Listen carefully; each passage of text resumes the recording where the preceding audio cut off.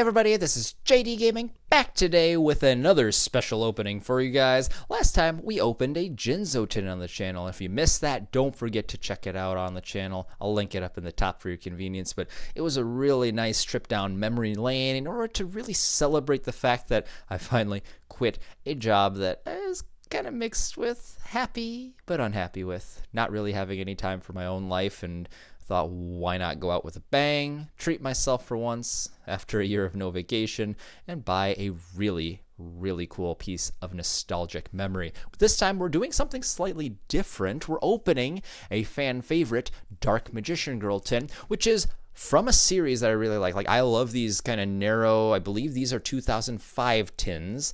They may actually be 2004. Actually, I think this is 2004 because it's previewing GX era before that actually took off in 2005. But never opened a Dark Magician Girl tin before, so very cool experience. And the cool guy on eBay that I got this from threw in a bonus Legacy of Darkness pack as well. So we're going to open one of these as a bonus on top of the cards here. So I'm not normally a pack opening channel, as is the meme with DZeef, of course, but you know, I do openings from time to time with things that I find interesting, and if there's a significant occasion. So if that's the kind of thing you want to see, I don't know if I'm the channel for you, to be honest, but if you enjoy this video or want to see some other things, I do lots of deck profiles, I do fun facts with Yu-Gi-Oh, lots of other cool things. So it'd be cool if, since you're here anyway, you kind of check things out and let me know what you think. But we're going to go ahead and jump right into it. Let's start off with the bonus pack here. And that way there's not going to be any disappointment or anything. We're just going to set the tone and see how things go. This is really nostalgic too. Same thing as last time. It still has the old school writing on here. It says, in ancient Egypt, there existed a force so powerful it had to be locked away for a millennia. Now one boy has released the power. It's time to duel. This pack has 62 common cards, or set rather, 17 rare cards, 10 super rares, and 10 ultra rares, and they're still not showing the secret rares in here. Random assortment of 99 cards, but it's actually a 000 Yatagarasu and a number 100 Injection Fairy Lily as well. So very cool cards we could pull in this set. Let's go ahead and get right into it and see what we're able to pull. And again, oh man, I'm no simply unlucky, but you gotta go for all five senses, and smell is a very strong one for memories and nostalgia, so we'll definitely take advantage of that. Got Throwstone unit, Super Robo Yaru, Tristan's ace in the hole that ended up failing him. We got Bark of Dark Ruler, Winged Minion, and we got Thunder Nyan Nyan. Okay, I guess. it's nothing too special. It's interesting. I mean, this was an alter art card. Maybe one day we'll get it as like a lost art kind of promo. I don't know. It's solid. 1900 attack. If there's a non-light on your side of the field, it dies automatically, immediately. But, you know, it is what it is. We got a Wingbeat of Giant Dragon, which is still a magic card, interestingly. In the tin, I mentioned that the packs that I got all had spell cards, and yet here we have a magic card. So that's kind of cool. Magician's Force was the first official set where we had spell cards, if you're wondering. And then we have Dragon Manipulator. Then we have Life Absorbing Machine. This card's artwork is creepy. I remember always playing it in tunes just for fun back in the day. And just a disturbing concept, but interesting Yu-Gi-Oh card, much like the Illusory Gentleman. These cards just like are Yu-Gi-Oh cards, for lack of a better term there. So we're going to go ahead and, yeah, but pretty good warm up here, right? We're just getting our muscles going here. Gotta rip open this tin now and see what we pull from there. So this thing I want to mention, we're gonna go through everything. The logo now says Shonen Jumps, which is kind of an intermediate step. It said this starting around 2003, 2004, and then after that in 2011's Generation Forces when we got the current logo we have. This you could see minus Shonen Jump is what it says on the back of every one of your cards. This one says Shonen Jumps, and then they transitioned that into the kind of Comic Sans bubbly white text Yu-Gi-Oh logo that we see on everything now, which again happened at the very beginning of the Xyz era. But you know, this is still kind of intermediate classic. We have the 1996 Kazuki Takahashi copyright there, and it says collect 1 of 6 exclusive cards. So I guess done deal. I got my 1 tin. I don't know if that's what they meant to say. Maybe they meant collect all 6.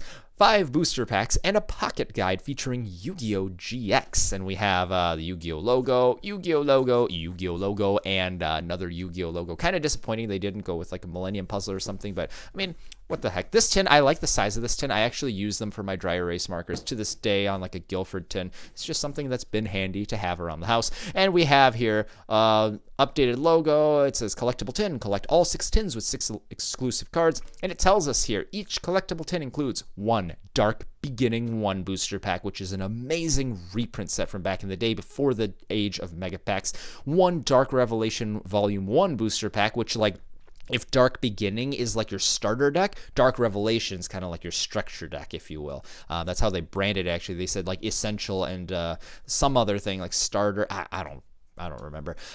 1 Soul of the Duelist, the first pack ever with Ultimate Rares. 1 Rise of Destiny, and 1 Flaming Eternity, and of course, an exclusive card that we can see peeking through the window right there. So that's enough of all this. Let's get right into this tin. I'm so excited about this. This one was just about the same price as that Jinzo tin, around the $500 mark. And no, I don't spend this much on random tins or waifu cards or anything in normal situations. This was just a special occasion for me since I am, done with my job and kind of able to relive my life now. And actually, this sticker is fallen off. I might put it right on the tin. I don't know. I think I'll just keep this wrapper and tuck it inside the tin for later. But yeah.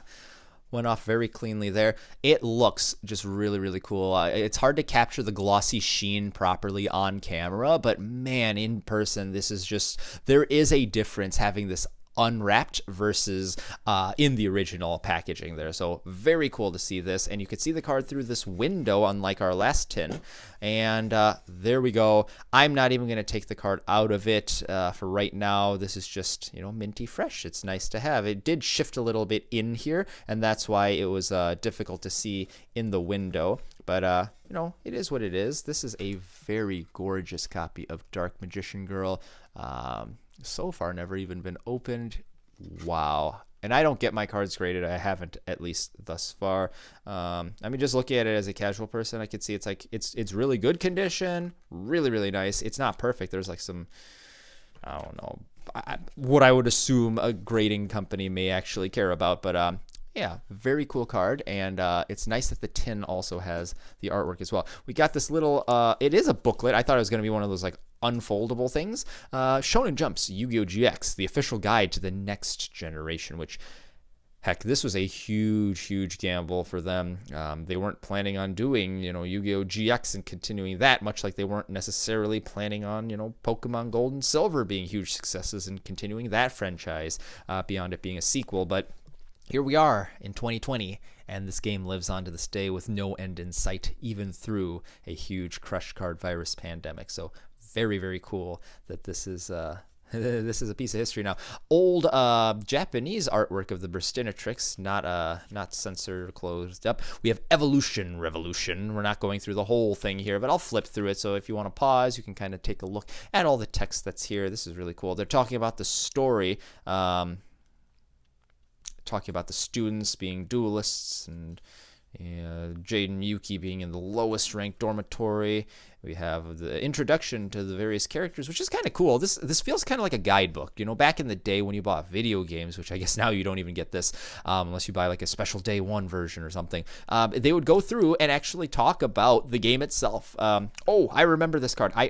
I was always a person who bought Shonen Jump magazines through like my school's book fair, but when this card, Obelisk the Tormentor, was announced as a Jump promo, that is when I jumped on board, no pun intended, and I've been a subscriber since then, all the way through until they recently stopped subscription services last year. So man, that's nostalgic. I have the card in my binder there, but yeah, it's very, very cool. Shonen Jump was how I got into Yu-Gi-Oh! In some ways, where my friend introduced me to the game, then I went into Shonen Jump, and then that kept me going with the game for sure, with all the promos and stuff.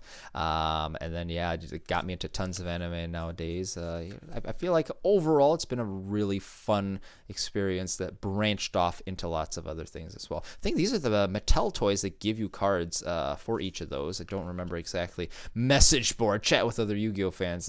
Discord, anyone? We got Cartoon Network, Kids WB, and lots of other cool things here. And I guess they're talking about where you can duel, click on sneak previews and regionals. Man, this is cool. And they talk about different cards that you can get out of these sets that you want to have for your GX needs. You have here, let's see here, the summon a Cyber End Dragon with Power Bond and 3 Cyber Dragons. I remember for the longest time, though, Cyber Dragon was limited, so that wasn't exactly a possibility. So it's kind of funny to see there. And I do apologize for anyone who wants to just, get on with it, but hey, sometimes you gotta take it slow. I'm not normally this slow. Anyone who watches my channel knows this, but this is just interesting. Nothing else in here. Does it smell like anything? It smells kind of like the cards, honestly. Like that Legacy of Darkness in the Jinzo packs.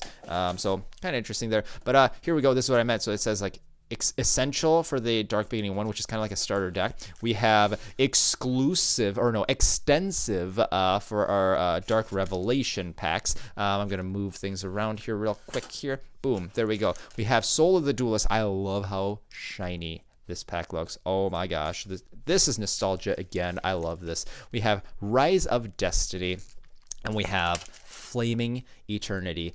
And man, just I feel like a kid on Christmas. I'm all the memories are rushing back to me. This is really, really cool. I'm just gonna open them in this order. So I'm going to move these 2 reprint packs over here, and I'm going to put Dark Beginning at the very end just because I remember in particular really being hyped for the set as a kid, because it's like, oh, Exodia pieces are available as commons now except for the head, and I could never for the life of me find anyone who pulled the right leg, so I could never trade for it, and this set was the first way I got it. So let's go. Soul of the Duelist. I remember when Ultimate Rares first came out, I saw in a Beckett Yu-Gi-Oh! Collector magazine the fact that they had Ultimate Rare versions of some cards, but I didn't realize that that was happening. I thought it was an ultra rare, so I saw a copy of Spirit Barrier. I'm like, mine's not gold letter, mine's a misprint. Oh, kids and their innocence. It's just funny. 60 card sets this time, and then it has 35 commons in the set, 14 rares, 7 supers, and 4 ultra rares, but it's 1 in 24, not 1 in 12 now, which is exceptionally bad odds, but we can get ultimate rares, which would be kind of cool in this set. Let me give this pack a whiff as well and see. Oh, yes. It's the same smell as back in 2004 air. My gosh. We have Hane.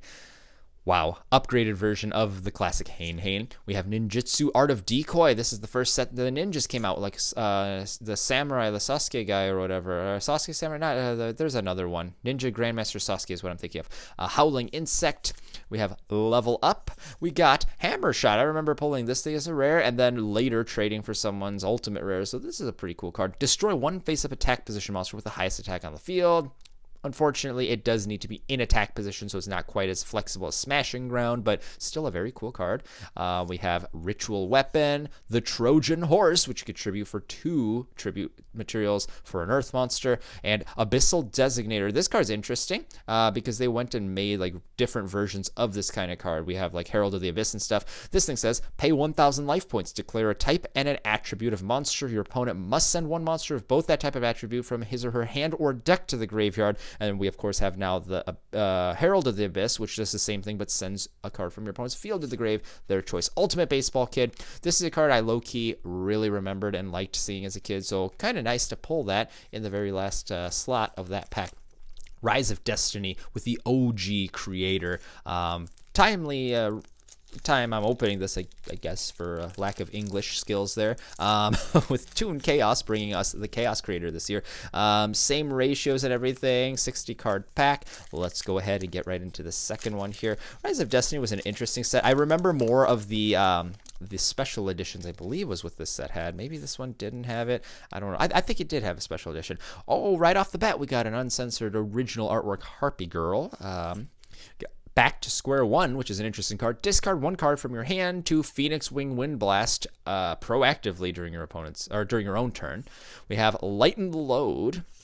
Harpy Lady number 2, which does have the TCG artwork, which is very interesting considering they didn't fix Harpy Girl. I don't know. It's kind of interesting what they did. Flint, which I always thought this card was the eel thing that Merrick used. I'm trying to think of it. The plasma eel. I remember seeing this card in Ultimate Rare as well, so even seeing the rares is kind of cool, remembering the Ultimates. We have Moki Moki Smackdown, the Creator Incarnate, which you can use to special summon the Creator from your hand, Woodborgin Pachi, which tells a very fun story, and Bokoichi, the frightening car, I guess. It's not frightening or freight, it's frightening. In case you've been misreading the name, as I have for many years. We have now Flaming Eternity, which is interesting because this is the first pack, I believe, that showed 2 cards as its cover. You have both the Sacred Phoenix of Nephthys, and you have the deck Devastation Virus in that background there, so very cool. We have, looking at this, no babies, 0 to 3, ages 6 and up, and then we have 60 cards with the same ratios, but they're written over here now, which is kind of interesting, I guess. Let's see, does this still... Yep, so far so good. We have the same smells. Everything's Gucci. Let's keep going. Let's see if we can finally beat our streak of not having anything but rares in, this is the 8th pack now. Rescue Cat's a really good common, so I'm very happy to see that. Pre-errata. We have Refusion, which still requires you to properly summon the monster, unfortunately. Element Valkyrie. Actually, I really like this card's artwork. It's just really, really cool. I like the background effect going on. The monster looks really sick. And this is one of the cards, actually, it's not a Valkyrie monster. They retroactively changed it, so its name is still Element Valkyrie.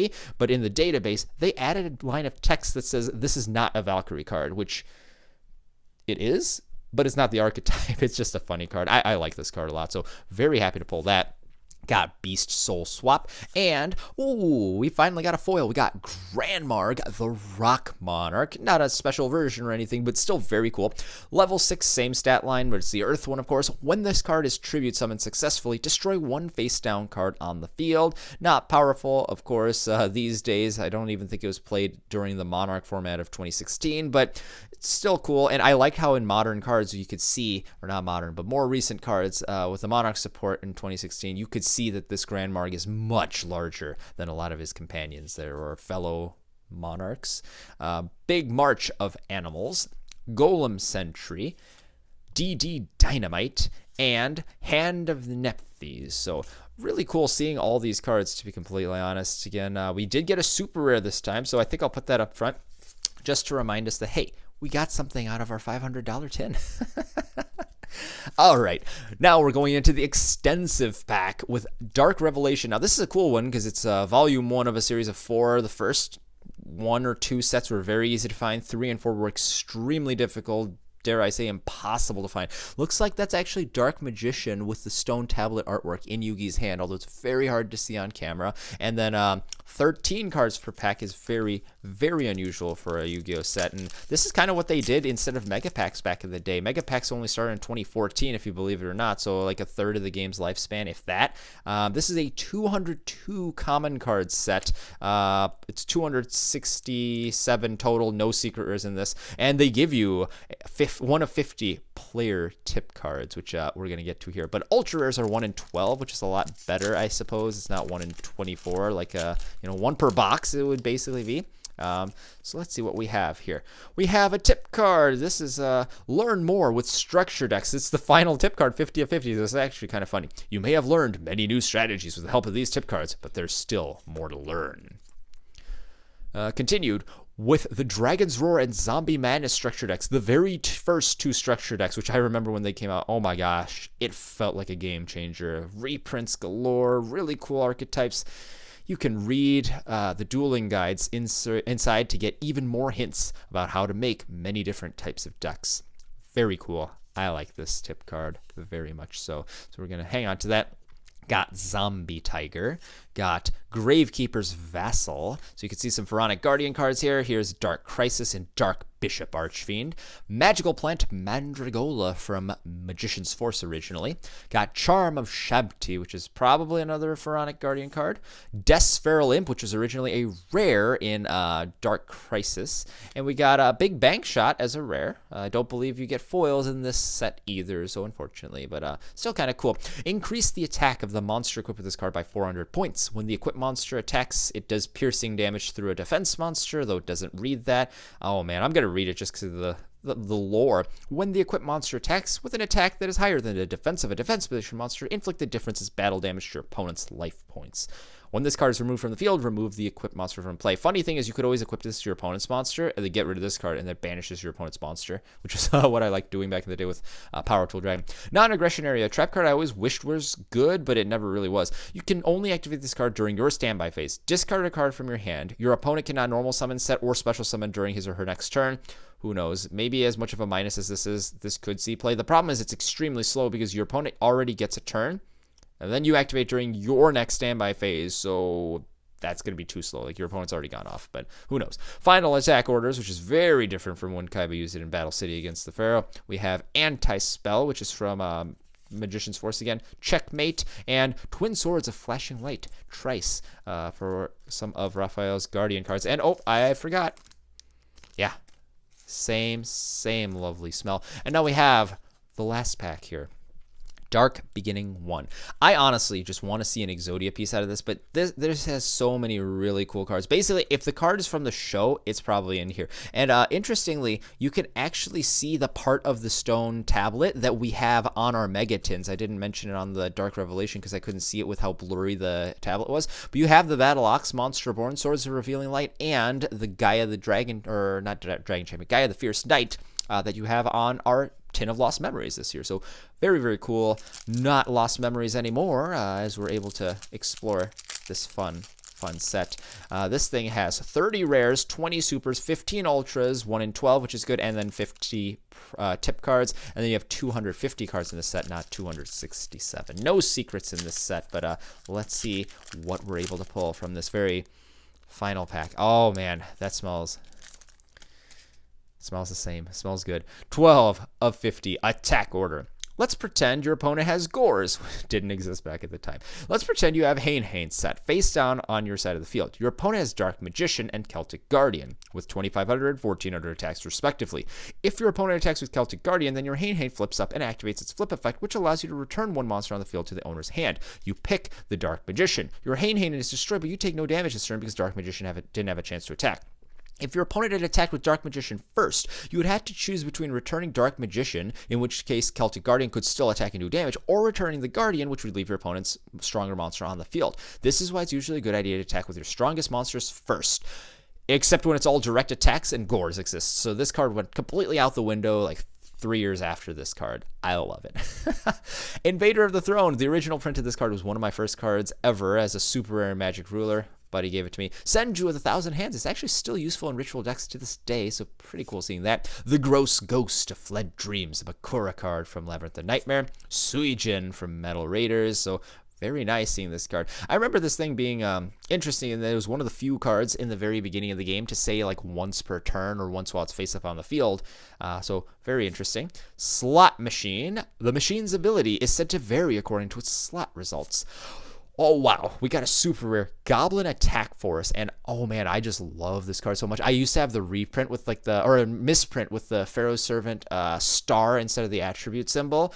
That card is one of my favorites. I carried it around with me at a friend's house once, and then, like, I don't know, he tackled me or something dumb, and it got bent. I got so upset, but redemption.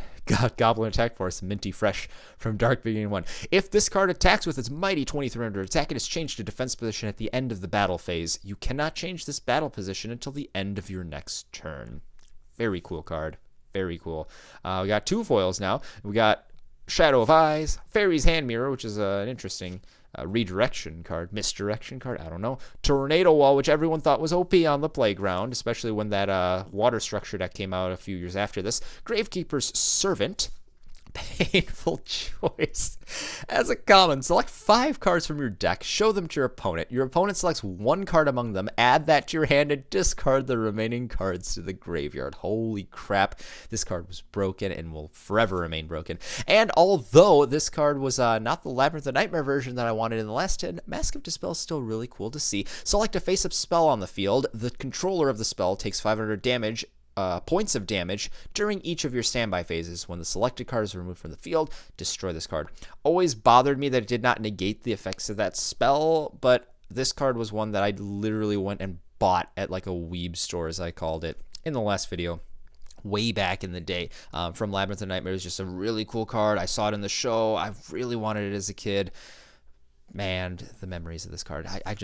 I hope you guys had as much fun as I did looking through all these cards, opening them up. Like, man, this has been really special to myself. And, you know, I don't know if I'll ever be able to do something like this again. I mean, I could, but I don't know if I will do something quite like this again. So definitely let me know how much you enjoyed, what you thought of it. I know it was a much longer, laid-back video, but sometimes you just gotta, you know, sit back, relax, open some cards, and, you know, just revel in the memories. And, I mean, looking at this set, it reminds me of the times when, you know, I opened all these individual packs over multiple days, multiple years of my life. And, you know, it's just a really cool thing to look now, see where I am in life, where I'm headed, where I have been.